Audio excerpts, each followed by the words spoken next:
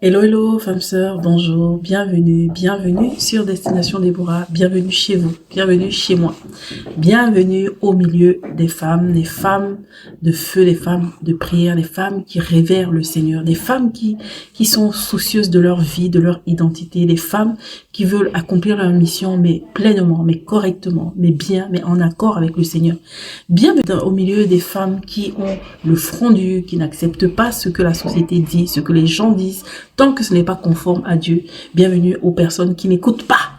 Bienvenue à toutes les femmes qui n'écoutent pas tant que ce n'est pas conforme à la parole de Dieu, mais qui reçoivent les conseils avec humilité, les conseils qui viennent de Dieu, les exhortations qui viennent de Dieu, les directions qui viennent de Dieu pour être fructueuses, pour s'épanouir, pour s'aimer, pour être des sources de bénédiction, pour être des sources de bonté, de grâce, pour faire du bien au monde. J'ai beaucoup parlé, non? Bienvenue sur Destination Déborah. Ma fille, je te parle aujourd'hui. Avant que le monde soit, je te connaissais.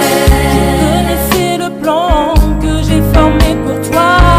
Avant que le monde soit, je t'ai établi. Je connaissais le plan, c'est moi qui l'ai écrit. Avant que le monde soit, je te connaissais. Ma fille. Alors, aujourd'hui, on parle des questions à explorer, les questions à se poser pour connaître notre identité. Évidemment, je vais poser des questions. Je te pose des questions et je ne vais pas répondre. Je te pose des questions et je te donne des pistes que tu vas travailler toi-même de ton côté avec le Seigneur. Parce que c'est le Seigneur qui doit te parler. Moi, je t'aide seulement avec quelques vidéos ici à gauche, à droite. Mais le gros du travail, ça sera toujours à toi de le faire. Tu seras toujours à le faire avec le Seigneur. Et tu vas voir que peut-être au fur et à mesure, par la grâce de Dieu, si le Seigneur permet, le Seigneur va commencer, si tu prends vraiment ce travail au sérieux, à faire ressortir des choses chez toi, à te rappeler certaines choses. Si tu es à l'écoute, si tu es concentré, si tu n'es pas distrait, tu vas voir que le Seigneur va commencer à faire un travail tout au long du programme ici Destination Déborah. Alors, on y va avec la première question. Évidemment, la première question sur l'identité, c'est qui suis-je? Qui suis-je? Qui suis-je nous emmène à notre définition. À chaque fois que tu veux travailler sur un mot, travailler sur un terme, tu vas à la définition. La définition de toi, c'est quoi? Comment tu peux te définir? C'est très important. C'est bon que tu puisses t'asseoir et prendre un papier et pouvoir te définir. Je ne sais pas, tu vas peut-être commencer par ton nom. Et peut-être te définir. On va parler du nom dans l'identité, ne vous inquiétez pas, on en parlera par la grâce de Dieu. Mais prends un papier et définis-toi. Comment tu te définis? Mais moi, les pistes que je vais te donner, c'est ne te définir pas par rapport à la façon dont tu te perçois toi. Parce que ta façon de te percevoir est souvent faussée. Et on a plusieurs passages comme ça, comme le passage de Gédéon, qui se voyait voilà, comme quelqu'un qui n'est pas capable de faire ce que le Seigneur lui demandait. Il avait une image de lui comme quelqu'un qui c'était un peu heureux. Il était resté sur cette image-là. Sur peut-être les émotions qu'il ressentait à certaines périodes, sur les choses qu'il vivait à certains moments. Et il se définissait par rapport à ça. Est-ce que tu te définis par rapport aux émotions que tu ressens à certaines périodes, aux sentiments que tu as? Est-ce que tu te définis par rapport aux erreurs que tu fais? Est-ce que pour toi, tu es tes erreurs? Parce que beaucoup de personnes se définissent par rapport à leurs erreurs. J'ai fait tes erreurs. Jusque-là, toute ma vie a été vraiment des casseroles et des casseroles. Toute ma vie a été un échec. J'ai échoué professionnellement. Je n'ai pas fait des études. J'ai arrêté mes études en classe de 5e. Je me suis arrêtée. Je suis même pas allée à l'école. Et finalement, tu te définis par rapport à ça. Pourquoi? Moi, mais qui te parle, il n'a pas fait les études. Tu te définis par rapport à quoi? Bien aimé. Et en fait, il faut que tu puisses te définir. Ce n'est pas les études qui te définissent. Parce que tu as même un diplôme aujourd'hui. Ce n'est pas ce qui va te définir. En fait, ce qui va véritablement te définir, c'est pas ce que les gens voient et ce que tu as vécu. Les gens vont te donner une réputation par rapport à ça. Et en fait, tu vas te forger en fait une réputation par rapport à ça. Mais le travail que je veux faire en fait aujourd'hui sur l'identité, c'est de restaurer en fait ce que Dieu voit à la base. Quand Dieu te voit, qu'est-ce qu'il voit? Est-ce qu'il voit tes échecs? Est-ce qu'il voit tes succès? Bien aimé, même les succès, là, faites très attention. Le Seigneur parle à l'église d'Éphèse. Il dit que je connais tes œuvres, je connais ton travail. Je sais tout ce que tu fais. Je vois que il y a même les choses qu'il n'aime pas, toi aussi tu n'aimes pas ça. On a même les points communs. Mais ce que j'ai contre toi, c'est que tu as abandonné ton premier amour. En fait, nos réussites n'impressionnent pas Dieu. Ça n'impressionne pas Dieu. Donc tu peux être là, tu es assise à côté de. Regardez le publicain et le pharisien. Le pharisien, c'est un pharisien. Le gars a une réputation, c'est quelqu'un. Il est posé là, le gars a pris, il est enflé d'orgueil pour ce qu'il est. Pour ce qu'il est, en fait. Mais qu'est-ce qui s'est passé à côté? Le Seigneur a donné plus de valeur à la prière de celui qui a prié avec son cœur. Bien-aimé, tu es d'abord un cœur pour Dieu. Non, j'ai dit qu'il répond pas aux questions. Vous voyez? Donc, qui tu es, ce ne sont pas tes échecs, ce ne sont pas tes réussites, c'est pas ce que tu as fait, c'est pas parce que c'est pas ton rôle dans la société, c'est pas ton titre, c'est pas parce que tu es maman, c'est pas que tu es épouse. Ne réponds pas par ça, c'est faux, en fait. C'est pas ça ton identité, ce n'est pas de ça que je parle. Ça, ce sont des choses qu'on construit après. Mais avant que tu n'arrives, qui tu es quand tu es dans le ventre de ta mère, tu es qui? Voilà, c'est ça. Et j'irai même plus loin d'abord, mais c'est même pas ça. Qui tu es avant que tu ne sois dans le ventre de ta mère? Parce que le Seigneur dit à Jérémie, avant que je t'eusse créé, avant que tu formé dans le ventre maternel, tu avais déjà une histoire. Qui tu es? C'est pour ça que je disais aussi la dernière fois, je sais pas si je vais partager ça avant ou après. Tu peux pas bâtir ton identité sans Dieu. Alors une petite dernière piste peut-être sur le qui je suis, c'est que quand tu vois comment Dieu agit avec toi, avec l'être humain de manière générale, comment Dieu te parle, comment Dieu est avec toi, en fait, ça te montre qui tu es. Ce sont les premières choses qui te montrent qui tu es, qui doivent te faire réaliser. Tu dors et puis le lendemain, tu te réveilles. Pourquoi? Je vous ai déjà dit, j'ai vécu cette épreuve-là où le Seigneur, en fait, une des choses qu'il m'a dites pour me guérir, on ne m'a pas imposé les mains pour être guéri du rejet. Je ne suis pas allée voir un pasteur pour être guéri du rejet. J'étais rejetée, donc j'étais seule avec ma famille. Bien aimé. Et quand c'est comme ça, quand tu as les épreuves comme ça, à un moment donné, même avec ton mari, il y a des choses que tu ne partages plus. C'est entre Dieu et toi. Moi, bien aimé, vous savez, je suis une femme mariée. J'ai des enfants, je suis entourée, j'ai une famille. Mais le Dieu et moi est super important pour moi. C'est ma vie, en fait. Et quand le Seigneur m'a délivré de cette épreuve à cause de mon Dieu et moi. Bien aimé, ton Dieu et toi est important. Vous avez les maris pasteurs, vous avez les maris ceci, mais vous appuyez seulement sur l'homme. Gars, arrêtez. Si ton mari part, le Dieu et toi, il est là, en fait. C'est super important. Donc, tu ne peux pas te définir par rapport à ton mariage et toutes ces choses-là. Et je vous ai dit que dans cette épreuve, en fait, ce qui m'a réveillée, une des choses qui m'a réveillée, parce que le Seigneur m'a dit beaucoup de choses, une des choses qui m'a réveillée, c'est que le Seigneur m'a dit, pourquoi tu es alors vivante aujourd'hui? J'ai dit, du vivante comment? Et j'ai réalisé qu'en fait, Dieu même, lui, il ne m'a pas rejeté. C'est ça qui m'a fait développer le « je suis désiré » et tout le reste que je vous partage dans le livre par la grâce de Dieu. C'est ça qui m'a fait développer tout ça. Et quand le Seigneur m'a dit « mais tu es vivante alors aujourd'hui, pourquoi ?» Je me suis rendu compte que « je suis vivante pour penser aux gens qui m'ont rejeté. » Alors que Dieu m'a donné la vie aujourd'hui, pourquoi en fait? Et je me suis posé la question ce jour-là. Mais les gens disent que je ne suis même plus enfant de Dieu, puisque c'est ce qu'on a dit quand on nous a dénoncé là. Ils ont dit que je ne suis même pas enfant de Dieu. Ils ont dit que je suis enfant du diable. J'étais envoyé du diable. Et j'ai eu beaucoup ça dans les églises. Et moi, vraiment, j'ai une grâce dans les églises. Bref. Mais je suis toujours dans l'église. Parce que je suis dans l'église de Jésus-Christ. Je suis dans le corps de Christ, en fait.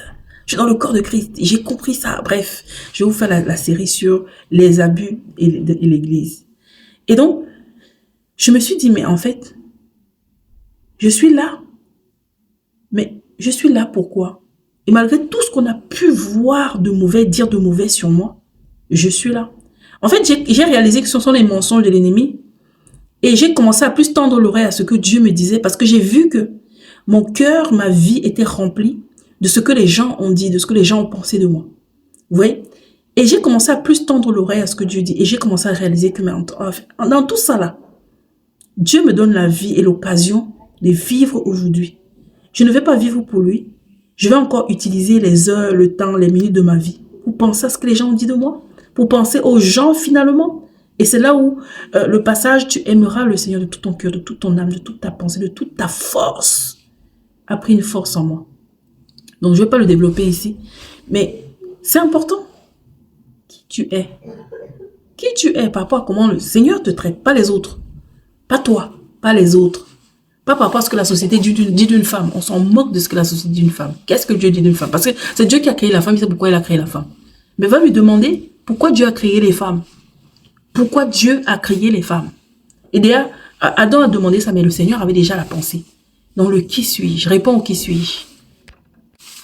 Ensuite, deuxième question. Je ne sais pas, j'ai peut-être 2 ou 3 questions, 4 questions.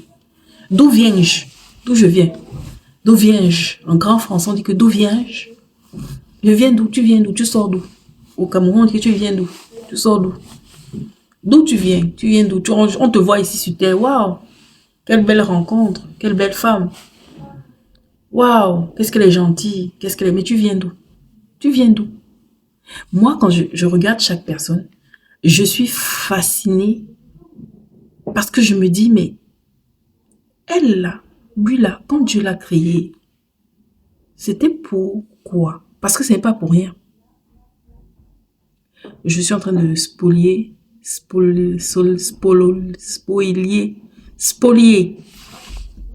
ma quatrième question, ma troisième question. Alors, je ne vais pas le faire. Hein? Tu viens d'où? C'est quoi tes origines? Quelles sont tes origines? Tes origines, c'est tes grands-parents? Tes origines, c'est tes parents? C'est quoi tes origines? Si tu te définis seulement par rapport à tes parents, vous voyez, c'est pour ça que beaucoup de personnes, on a des problèmes avec nos parents, parce qu'on leur demande trop. Bien aimé, j'ai une petite histoire que je vais te raconter. C'est l'histoire d'une femme qui porte un enfant qu'elle a désiré. Elle a tellement désiré cet enfant. Elle a eu cet enfant, gloire au Seigneur. Alléluia, amen. Elle est maintenant enceinte. Et pendant qu'elle est enceinte, elle pense à donner cet enfant à une nourrice qui va la porter, qui va s'occuper d'elle et tout pour quelque chose de précis. Elle accouche, elle donne l'enfant à la nourrice. L'enfant grandit chez la nourrice. L'enfant est nourri par la nourrice. La nourrice fait tout pour l'enfant, vraiment. C'est juste que la nourrice n'est pas sa vraie mère, en fait. Mais la nourrice fait tout pour l'enfant. Mais quand l'enfant grandit, c'est sûr que la nourrice aussi, justement, comme elle n'est pas sa vraie mère, elle ne peut pas être parfaite. Il y a des choses que ta vraie mère peut te donner. C'est qui l'autre, la nourrice ne peut pas te donner. Vrai. Parce que c'est ton sang, en fait. Il y a des choses que ton sang peut te donner. L'autre ne peut pas te donner. Et c'est pour ça que cette femme-là, elle a bien ayant tout fait, elle a fait avec ce qu'elle avait, ce qu'elle était, ce qu'elle a aussi appris de ses parents, ce qu'elle a aussi appris en étant nourrice, en fait, avec ses expériences, elle a fait le peu qu'elle avait. Elle a nourri ses enfants, elle s'est occupée de ses enfants. Et cet enfant peut parfois se plaindre que ma nourrice faisait ceci, ma nourrice, à cause de ma nourrice. C'est vrai qu'il y a des choses dans la vie de cet enfant qu'elle a vécu chez sa nourrice et qu'elle n'aurait sûrement pas vécu chez sa mère. Il y a des choses qu'elle a mal vécues, il y a des choses qu'elle a subies et qu'elle n'aurait peut-être pas subi chez sa mère. Et malgré tout, sa nourrice a fait l'essentiel, a fait le peu qu'elle avait, a donné ce qu'elle avait pour éduquer cet enfant, pour que cet enfant croisse et soit celui qu'il est aujourd'hui. Et quand l'enfant sort de chez ses parents, ou même encore de chez ses parents, se plaint de cette nourrice. Oh, la nourrice n'a pas fait ci. Oh, je suis mal aimée. Oh, je suis ceci, oh, je suis cela. C'est nous. C'est nous, en fait. Ça, c'est nous, quand on se plaint de nos parents. C'est comme ça, c'est souvent qu'on fait. Oh, tu sais que mes parents, bon, on le dit. Aujourd'hui, quand on est parents, on essaie un peu d'être un peu clément. On aime nos parents, on comprend qu'ils nous ont donné ce qu'ils avaient. Et moi, ça m'a beaucoup délivré de comprendre que vraiment, avec tout leur amour, le Seigneur a permis que mes parents me donnent ce qu'ils avaient. De mon vrai Père. C'est celui qui est là-haut dans les cieux. C'est pour ça que tu dis que notre Père, parfois vous dites les choses, vous dites seulement les paroles comme ça. Je ne vous comprends pas. Notre Père. Le Seigneur dit que quand vous priez, dites notre Père. Notre Père qui est dans les cieux. Je ne sais pas si vous voyez un peu. C'est qui avait demandé comment prier? Il dit que quand vous priez, donc quand vous me parlez, appelez-moi avec ma vraie nature, avec ma vraie position. Appelez-moi selon qui je suis, parce que je suis votre Père. D'où tu viens?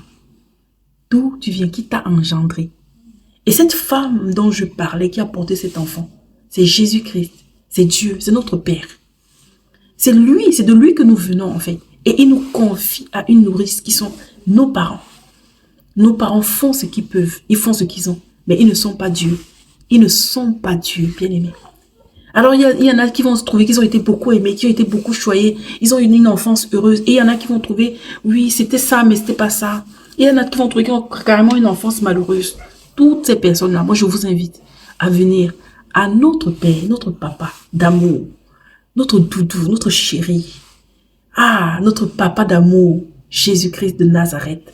L'homme de Galilée, l'homme le plus merveilleux, l'homme le plus beau, l'homme le plus glorieux, l'homme le plus doux. Celui qui a les paroles de la vie, il a les paroles de la vie éternelle. Ses paroles sont pures, ses paroles sont sûres et certaines. Je t'invite à venir vers lui. Viens à lui, notre Père, notre Papa. Bien-aimé, tu sais le papa, si vous avez écouté mon témoignage, non? était venu me voir un jour dans mon adultère, dans le tréfonds de mon péché. Il m'a appelé ma fille. Ah, le ma fille là, ça a réveillé tout en moi. Bien aimé, il a restauré mon identité comme une plante sèche. Et comme s'il a versé l'eau. Et puis, j'ai commencé à revivre. Job 14. Lorsque l'arbre est séché, dès qu'il sent l'eau, j'ai senti l'eau, j'ai commencé à revivre. J'ai commencé à revivre. Donc, je t'invite, si tu vois que tes parents, c'était pas ça, pardonne-leur. Aime-les. Comprends que nous leur avons été confiés. Ils ont fait ce qu'ils pouvaient. On ne donne que ce qu'on a. L'être humain n'est pas parfait. La perfection n'est pas dans l'être humain. C'est bien, ce sont des parents, donc tu les vois, tu dis que non, quand même, ce sont des parents et tout. Non, non, non, c'est pas parce que tu es parent que tu sais tout, que tu peux tout faire, que tu peux tout donner à tes enfants. Non.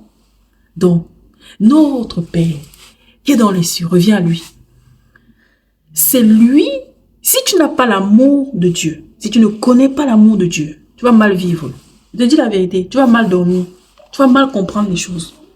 Tu vas mal être blessé. Les gens, il y a beaucoup de gens, vous en voulez à votre parent, c'est parce que vous n'avez pas compris que il y a l'amour que tes parents devaient te donner. Il y a l'amour que Dieu te donne. Même si tes parents te donnaient tout l'amour, tu ne peux pas être comblé de cet amour. Jamais. Jamais. Dieu est jaloux. Hein? Ah. Hey. Yeshua.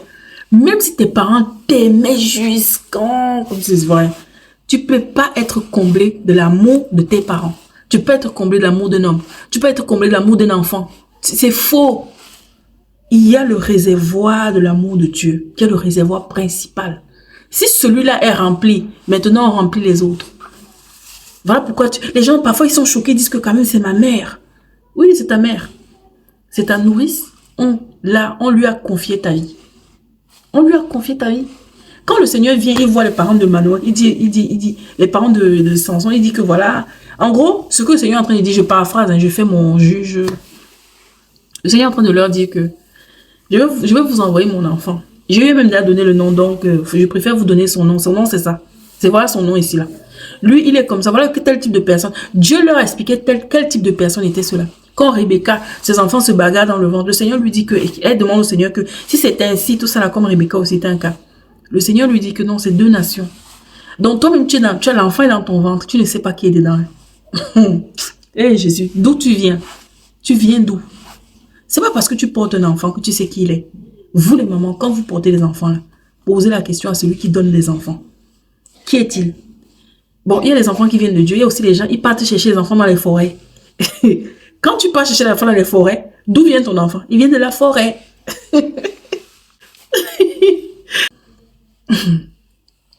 Quand tu pars chercher ton enfant à la forêt, il vient de la forêt. Et sûrement que l'enfant de la forêt, son origine est trouble. Donc d'où viens-tu? D'où tu viens? Et les gens, il y a d'autres qui partent chercher les enfants dans la mer. Et ça fait qu'à un moment donné, l'enfant dit qu'il retourne dans la mer. Il retourne d'où il vient. C'est vrai. C'est vrai. D'où tu viens? Tu viens d'où? D'où viens-tu? Quand vous avez des enfants dans le ventre, posez la question au Seigneur. Ceux qui partent chercher dans la forêt, dans la mer, et ainsi de suite, eux, ils savent d'où l'enfant vient. Gloire au Seigneur. Amen. Alléluia. Mais ils vont écouper les conséquences. Parce que quand tu sors de la volonté de Dieu, tu auras les conséquences qui vont tomber sur toi. Ça va tomber sur toi. Pourquoi? Laisse que Dieu te donne l'enfant. Laisse que Dieu te donne l'enfant, bien-aimé. Je sais que c'est pas facile ce que je dis. Laisse que Dieu te donne l'enfant, bien-aimé. Je t'assure. Parce que sinon, tu vas t'attirer les problèmes. Bon, c'est pas le sujet. D'où tu viens? Tu viens de Dieu.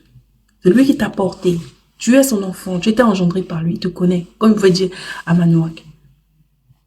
Hein? Il a donné le nom. Il a dit que l'enfant, c'est que ta femme va porter là. Attention, hein, lui, on ne boit pas l'alcool hein, quand il est dans le ventre. Ah, il nous connaît. C'est notre origine. D'où tu viens? Tu viens là, on commence à te traiter comme ça. Toi-même, tu commences à accepter certains trucs. Oh, quand Dieu te voit comme ça, il sait que toi là, telle chose ne doit pas se passer dans ta vie. Toi, tu ne dois pas faire certaines choses. Parce qu'il te connaît. Tu viens de lui. Tu viens de lui. S'il peut dire à des parents, s'il peut dire à une femme qui va porter l'enfant dans son ventre. Des fois, on a l'impression que quand nous, on est dans les mamans là, quand on porte l'enfant dans notre ventre, c'est notre propriété. Hein. C'est pas notre propriété. Ce n'est pas notre propriété. D'ailleurs, les gens qui prennent les enfants dans les forêts là, eux-mêmes, ils connaissent que c'est pas leur propriété. Donc, ce n'est pas notre propriété. Que le Seigneur réveille ton identité. D'où viens-tu? Nous venons de Dieu. Nous sommes à Dieu. David dit au Seigneur que quand j'étais encore dans le ventre de ma mère, tu étais déjà mon Dieu. Aïe! On sort de lui, nous sommes issus de lui. Bien-aimé, il vient seulement nous récupérer parce que nous sommes perdus. Est-ce que tu gagnes, tu récupères quelque chose que tu n'avais pas? Quelque chose qui est perdu. On dit que nous étions perdus. Maintenant, nous sommes... Mon fils qui était perdu, c'était son fils. Maintenant, il a retrouvé son fils. Parce que le monde a perdu son fils. La société a perdu son fils. Le fait de venir sur la terre, son fils s'est perdu. Vous voyez? D'où tu viens? Réponds à cette question toi-même. Maintenant que tu as répondu à la question de d'où tu viens, réponds à la question que qu'est-ce que tu fais ici? Qu'est-ce que tu es venu faire ici? Tu es venu acheter des sacs de marque? Tu es venu te pavaner? Tu es venu sortir, entrer? Tu es venu aller manger dans les restos? Tu es venu pour te marier? Tu es venu pour travailler? Tu es venu pourquoi? Parce que si tu sais pourquoi tu es venu ici, tu vas vivre pour ça. Tu vas comprendre que, le temps que j'ai là, c'est pour faire ça en fait. C'est pas pour aller faire les voyages en Espagne. En fait, c'est pour faire la mission. Oui, tu es venu pour une mission. Mais quelle est ta mission? Si tu ne sais pas ta mission, mais ça commence d'abord par les premières questions. Il faut d'abord définir, il faut d'abord finir les autres. Tu finis d'abord l'autre travail. Maintenant, quand tu connais ta mission, tu sais, tu réalises que tu es étranger et voyageur. Tu as un temps limite. Ta mission a un temps. Toute mission a un temps. Il n'y a pas de mission éternelle. Personne n'a une mission éternelle. Vous savez que la mission a une durée, non? Alors, si tu sais connais ta mission, tu sais qu'il y a une durée pour ta mission. Et tu sais qu'à un moment donné, ça a commencé, ou ça va commencer, ça va finir. Ça va finir. Regardez la vie de Jésus. Il vient et commence à rentrer dans son ministère, dans le service, à 30 ans. Et il fait son service pendant 3 ans. 3 ans. Tu peux être là sur terre. Le Seigneur te dit que oui, je t'appelle à être ça. Tu crois que tu vas faire ça à 25 ans, alors que non. Tu vas faire ça à 87 ans. Tu peux être là sur terre et tu te dis que parce que le Seigneur a un appel sur toi, tu crois que c'est à 20 ans qu'il va le faire, alors que tu es dans le temps de préparation. Beaucoup se précipitent dans la mission comme ça, alors que c'est peut-être le temps de préparation. Tu es dans la mission, tu vas tuer. En fait, c'est comme tu es dans l'œuf. Quand au pays, on dit souvent que on va te tuer dans l'œuf. Tu commences ta mission alors que tu es dans l'œuf. Il faut sortir de l'œuf pour commencer ta mission. Le Seigneur dit à Abraham, je vais faire de toi une grande nation, une grande patrie, un grand peuple. Il a été un grand peuple quand? Dites-moi. Il est sorti de chez lui quand? Et puis là, il a été un grand peuple quand? Il y a eu un processus dans l'intimité, la connaissance de Dieu. Il a marché avec Dieu, il a grandi dans son intimité. Ils ont vécu leur vie. Tout le temps où avant que tu n'entres dans ta mission, il y a tout un tas de choses qui se fait. Je vous dis toujours que ma vie a shifté à 40 ans. Ma vie a shifté à 40 ans, mais à 20 ans, je croyais que je vivais. À 30 ans, je croyais que je vivais. Pour quelqu'un d'autre, ça peut être à 20 ans. Pour quelqu'un d'autre, ça peut être à 30 ans. Pour quelqu'un d'autre, ça peut être à 10 ans. Vous voyez? Mais il faut que tu puisses discerner déjà ton temps de préparation et ton temps de mission. Ton temps de préparation, c'est quand? Et tu vas rentrer dans la mission quand? Et ta mission, c'est combien de temps? Peut-être que tu ne sauras pas combien de temps. Mais en fait, il faut que tu discernes que dans ton temps de préparation, tu ne sois pas déjà dans la mission. Beaucoup de personnes meurent. Ce n'est pas parce qu'elles ont seulement abandonné Dieu. C'est parce qu'elles sont précipitées dans la mission. C'est parce qu'elles ont couru dans la mission. Bien-aimé, la mission pour laquelle le Seigneur t'appelle, c'est comme une horloge qui est en toi. Quand on dit souvent l'horloge biologique, c'est comme une horloge qui est en toi. À un moment donné, le réveil va sonner, l'alarme va sonner. Et tu vas comprendre. En fait, le Seigneur, je veux vraiment désacraliser toutes ces choses-là parce que souvent on est là, oh Seigneur, c'est quoi mon appel? C'est quoi mon appel? Je veux vraiment tuer en fait cette mentalité de trop sacraliser ça en fait. Le Seigneur qui t'a envoyé ici sur une mission, il est le premier à vouloir que tu accomplisses ta mission. Il est le premier à vouloir que tu accomplisses ta mission. Mais il faut que tu fasses les choses selon les règles. Il faut que tu fasses les choses en ordre. Ce n'est pas le fait de beaucoup prier qui va te faire entrer dans ta mission. Ce n'est pas le fait de beaucoup jeûner qui va te faire entrer dans ta mission. Non, c'est la conduite du Saint-Esprit. Tu dois te laisser conduire par celui qui te lead, celui qui t'emmène, celui qui te fait marcher. C'est lui qui doit te dire pas à pas où tu es, là où tu en es, ce que tu dois faire. Sinon, tu vas aller ici, on va te dire que oui, tu dois déjà entrer dans la mission, tu dois déjà servir, et toi aussi tu pas servir. Oh, toi tu dois... Non, assieds-toi, toi aussi tu t'assois. On construit, comme je l'ai dit, sur un fondement. On construit son identité, son fondement sur le roc. On construit son identité sur Jésus-Christ. Il est le départ, il est la suite. C'est lui, là, il a dit, je connais les plans, je les connais. Ouais, va vers quelqu'un qui connaît, non? Je connais. Moi, je connais. Parfois, tu vas entendre les plans par tout le monde. Bien aimé, les prophéties que tu vas entendre doivent confirmer ce que tu sais. Que celui qui connaît t'a dit. C'est très important. Mais comme toi, dans ton cœur, peut-être te dis, oui, peut-être le Seigneur ne va pas me révéler. Je t'assure que le Seigneur te révèle. C'est parce que tu es distrait. Je t'assure que dans le songe, le Seigneur te montre. Je vous assure que dans les songes, le Seigneur te montre. Je n'étais pas chrétienne. Quand le Seigneur me montrait, c'était un songe. Je ne vais pas raconter ici. Je n'étais pas convertie. Quand tu es venu ici pour une mission, si c'est Dieu qui t'a envoyé, si tu as été façonné par Dieu pour venir dans la terre, avant même que tu sois converti, Dieu a déjà commencé quelque chose à toi. Dieu a déjà commencé à te montrer. Mais tu es distraite. En fait, tu es en train de vivre la vie. C'est pour ça que je dis, il faut que tu réalises pourquoi tu es ici. Tu n'es pas ici pour faire les cours, tu n'es pas ici pour acheter des trucs de marque, tu n'es pas ici pour voyager, tu n'es pas ici pour travailler. Il y a des personnes, vous travaillez, vous allez vous venir, en fait, votre vie s'arrête à ça. La vie, une vie épanouie ne se vit pas en dehors de la mission, le plan de Dieu. C'est quand tu vas vivre dans la mission, dans le plan de Dieu, que tu vas t'épanouir. Et bien aimé, j'ai envie de vous dire aussi, il y a des païens, ils vivent dans la mission, le plan de Dieu pour eux. C'est pas parce qu'on est chrétien. Ils ont compris à quoi le Seigneur l'a. Ils ont compris pourquoi ils étaient faits. C'est pour ça que je dis que ce n'est pas à base de prière. Il faut se laisser conduire. Il y a des personnes qui écoutent la voix qui parle en eux. Et le Saint-Esprit est capable de parler même à des personnes qui sont païennes. Il faut faire très attention. Quand on a prié, le Seigneur disait que ces prières étaient agréées. Pendant que tous les autres chrétiens étaient là. Faisons très attention. Donc, pourquoi tu es venu sur terre? Tu es venu pour faire des enfants. Tu es venu pourquoi en fait? Pour le mariage. Tu es venu pourquoi? Il faut que tu puisses répondre à cette question. Et je t'assure, quand tu regardes dans tes songes, quand tu regardes comment Dieu te parle, quand tu regardes les choses que tu manifestes, les capacités que tu as, les dons que tu as, les choses qui sont plus faciles pour toi, les choses qui sont plus simples pour toi, les choses vers lesquelles tu as attiré, les choses qui brûlent en toi, les choses qui te font très mal, ta mission est dedans. Si tu fais bien attention, ta mission est dedans. Peut-être je ferai une vidéo dessus. Si tu fais bien attention aux détails de ta vie, aux choses que tu vis, ta mission est dedans. Alors, comment, la dernière question, comment est-ce que tu peux faire pour accomplir cette mission? Comment tu vas faire pour accomplir cette mission? Comment est-ce que ça va se passer? Qu'est-ce que tu dois faire pour réaliser pleinement ton identité, accomplir ta mission? Nous sommes à la fin. Moi, ce que je vais te conseiller aujourd'hui, je ne sais pas où tu en es avec Dieu. Je ne sais pas comment ta vie se passe avec le Seigneur. Reviens au Seigneur. En fait, il est le commencement de toute chose. Comme je vous dis, je vous répète tout le temps. C'est le début de tout. C'est l'essence. Je ne sais pas où tu en es aujourd'hui dans ta relation avec Dieu. Je ne sais pas où tu en es aujourd'hui avec Dieu. Le Seigneur ne bâtit pas sur des futilités. Le Seigneur ne bâtit pas sur le péché. Le Seigneur ne bâtit pas sur le désordre. Le Seigneur bâtit sur la pureté, sur la sainteté. Une façon de bâtir, généralement, c'est la repentance. Revenir à lui d'un cœur pur. Vous voyez, à chaque fois qu'Israël s'éloignait, à chaque fois qu'Israël se perdait, le Seigneur disait toujours, revenez à moi. Revenez, apprenez à faire le bien. Il faut s'asseoir au pied du Seigneur pour apprendre. Bien aimé, parfois, il faut laisser tout ce que tu entends là partout pour revenir au Seigneur. Il faut que tu replanifies ta vie correctement.